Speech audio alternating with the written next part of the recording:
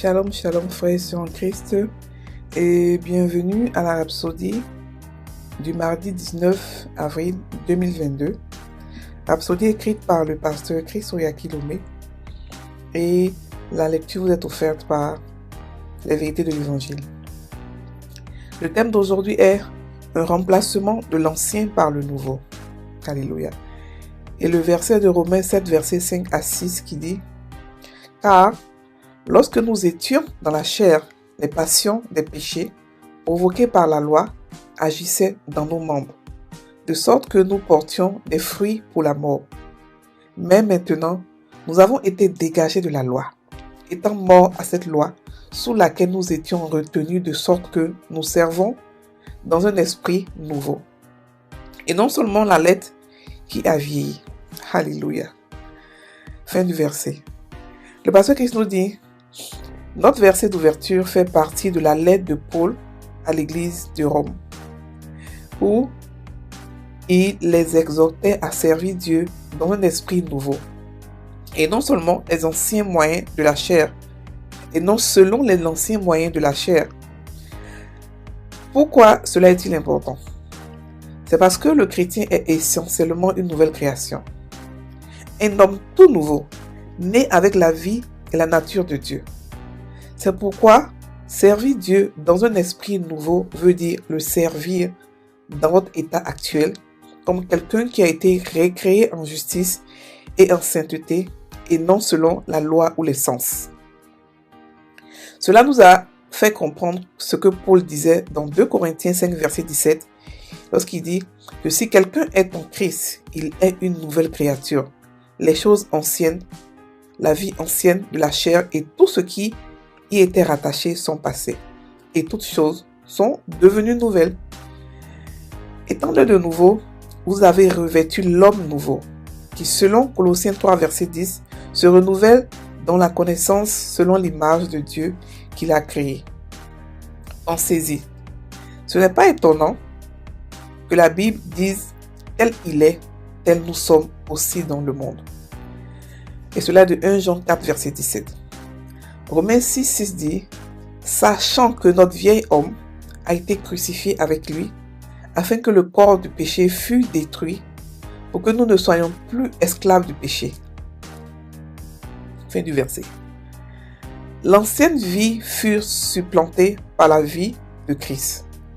Ce n'est pas un simple changement qui s'est produit en vous lorsque vous êtes né de nouveau. C'est une transportation, un remplacement de l'ancien par le nouveau. C'est une vie toute nouvelle.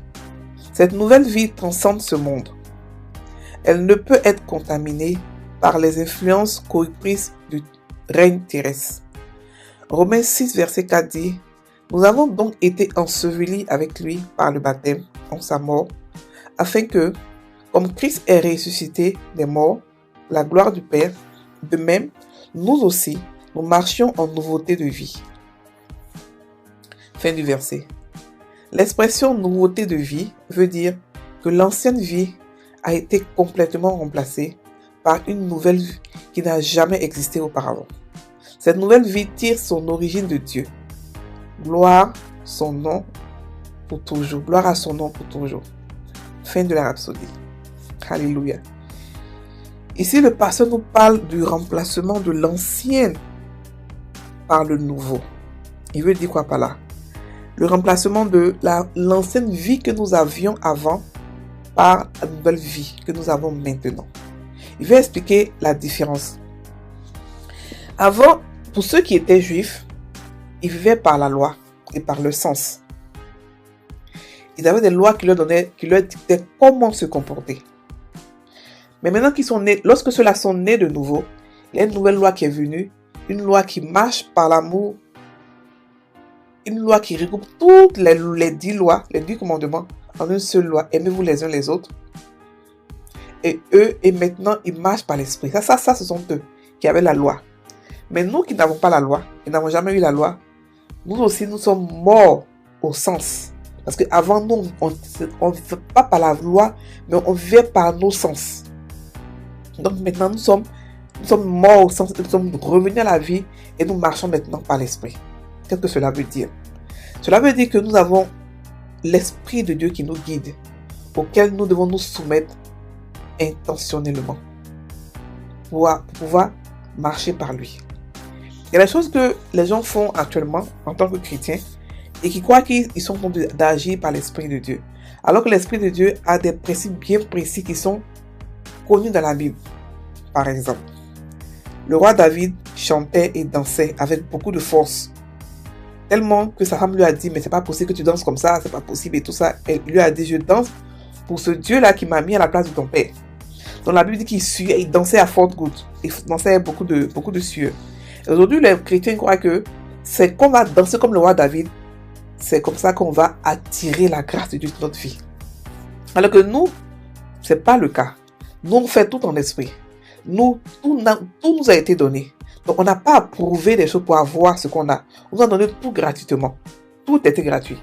Ce qu'on a à faire pour pouvoir être conscient de ça, on peut danser, c'est vrai, mais on danse par l'esprit. C'est pour ça qu'on a le parler en langue, avec lequel nous pouvons chanter et danser en esprit. Et là-bas aussi suer, si vous voulez. Mais au moins, c'est en esprit. Parce que Dieu cherche des adorateurs qui l'adorent en esprit et en vérité. C'est l'esprit-là qui est la vérité selon lui. Donc, je n'ai pas dit qu'il ne faut plus qu'on danse pour le Seigneur. Je veux seulement dire que on ne danse pas pour obtenir des choses de Dieu. On danse pour remercier Dieu pour ce qu'il nous a déjà donné. Donc, c'est ça la différence. Maintenant, nous qui sommes nés de nouveau en Christ, nous sommes morts et avons été ressuscités avec lui.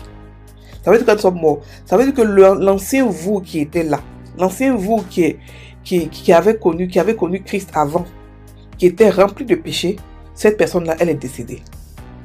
Même si votre visage a l'air comme si vous êtes pareil, non, votre esprit est mort, votre esprit est décédé. Et cet esprit qui est décédé, quand il est revenu à la vie, il a eu la vie de Dieu. Toutes choses anciennes sont passées. Voici, toutes choses sont nouvelles. Pourquoi est-ce qu'il a mis le voici? Parce qu'il nous demande de voir, de regarder, on ne voit pas, est-ce qu'on ne voit pas que tout est nouveau? Et qu'on a la vie de Dieu. On n'a pas la vie qui est soumise au péché. Aujourd'hui, avec ce que nous avons comme création, comme nature, on domine sur le péché. Le péché devient un choix. Le péché devient un choix. On domine sur le péché, sur Satan, sur les circonstances de la vie et sur le monde. Donc, on n'a pas... Je veux dire que les efforts qu'on a à faire sont des efforts spirituels et pas des efforts charnels, pas des efforts de sens. Comme tout à l'heure, j'ai expliqué pour David. Donc, nous sommes nés de nouveau et nous avons été ensevelis avec Christ par le baptême en sa mort. De la même manière comme Christ est ressuscité d'entre les morts, on vient tous de passer par la Pâque. Nous aussi nous sommes ressuscités avec lui en nouveauté de vie. Christ aussi a connu la nouvelle naissance. Christ aussi est devenu chrétien. Nous aussi, on l'a suivi. Et quand il devenait chrétien, quand il a connu la nouvelle naissance, la Bible dit qu'on était avec lui. On était en lui et on a aussi humilié Satan. On a aussi jugé Satan, on a aussi dépouillé Satan et on est sorti en nouveauté de vie. Cette vie qu'on a n'est pas soumise, elle est supérieure à la vie de Satan. Parce qu'il fallait que Dieu devait venir faire une loi, devait venir créer des gens qui sont supérieurs à Satan. Parce que pendant des années et des siècles, Satan a traumatisé le peuple de Dieu. Donc il devait créer des gens qui étaient supérieurs. Donc Satan, son problème a été réglé. Donc, on n'a pas à s'inquiéter des jaloux, des méchants, des sorciers. Non, on est au-dessus de Satan. La Bible dit qu'on est assis à la droite de Dieu le Père, au-dessus de toute domination, de toute autorité. Satan, lui et tout son royaume, on est au-dessus d'eux. Donc, on n'a pas à avoir peur de lui. Ce qu'on a à faire, c'est de le connaître, de comprendre comment est-ce qu'il agit et de le contrecarrer. Et Jésus nous a montré comment le contrecarrer. Lorsqu'il a été tenté, il a montré que c'est le réma, la parole révélée de Dieu qui contrecarre Satan. C'est pas le logos. Et Satan est quelqu'un de qui on ne doit pas s'inquiéter. Alléluia. Donc ici, on est né, il nous explique que l'ancien est passé. Ne croyez pas que parce que vous avez des souvenirs de ce qui était de votre vie passée, que vous avez encore vos vies passées en vous. Non. Vous avez des souvenirs, c'est vrai, mais beaucoup d'entre nous ont été conditionnés par la manière dont on a grandi et on a vécu. Et c'est ça qui ressort et on se dit que oh, c'est comme ça que je suis. Non, on n'est pas comme cela. On n'est pas du tout comme cela. On a la vie de Dieu en nous. La Bible dit que tel qu'il est, tel que nous sommes dans ce monde. Il est ressuscité en nouveauté de vie. Nous aussi, nous sommes ressuscités en nouveauté de vie avec lui. Alléluia. On va prendre la confession.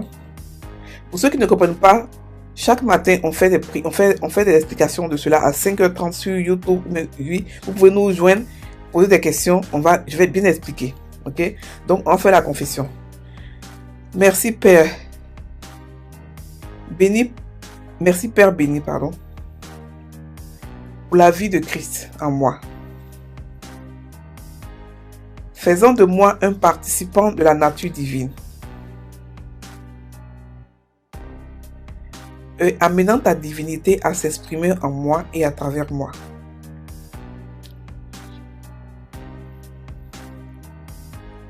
Je marche dans la conscience de ma nouvelle vie et nature en Christ. Aujourd'hui et à jamais, au nom de Jésus. Amen. Frères et sœurs en Christ, passez une très bonne journée. Soyez bénis.